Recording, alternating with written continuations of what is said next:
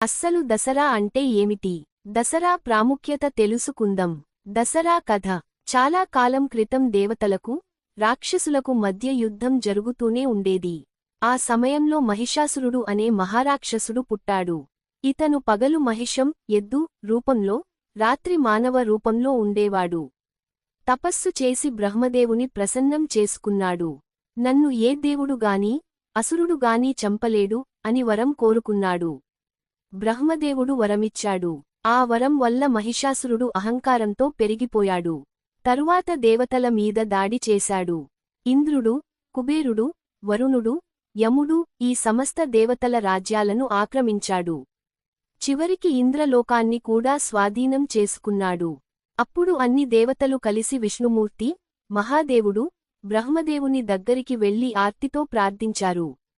ప్రభువులారా, ఈ మహిషాసురుడు చాలా దుర్మార్గుడు. మాకు రక్షణ చేయండి అని విన్నవించారు. దుర్గాదేవి అవతారం. అప్పుడు విష్ణువు, శివుడు, బ్రహ్మ, మూడు మహాశక్తులు తమ తమ శక్తులను కలిపారు. ఆ శక్తులన్నీ ఒక మహాశోభాయమానమైన రూపాన్ని సృష్టించాయి. ఆమె దుర్గాదేవి.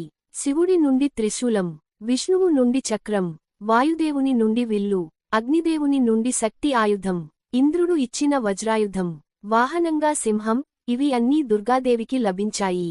అమ్మవారు మహాసింహం మీద ఎక్కి, మహిషాసురుడి సైన్యంపై దండయాత్ర చేశారు. 9 రోజుల యుద్ధం.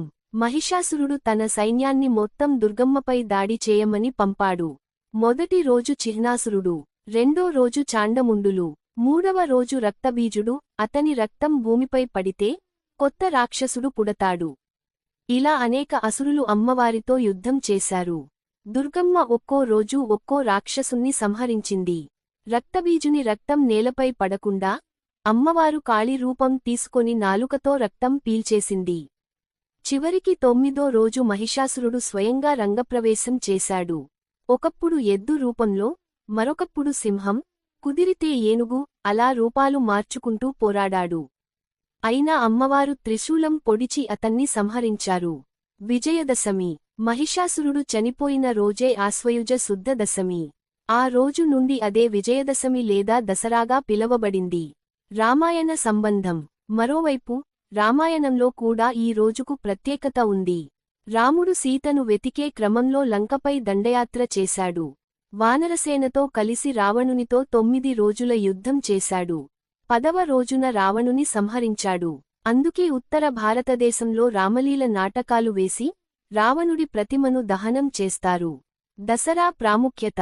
ధర్మం పై అధర్మం గెలిచిన రోజు. కొత్త పనులు మొదలుపెట్టడానికి శుభదినం. పిల్లలకి అక్షరాభ్యాసం చేసే రోజు.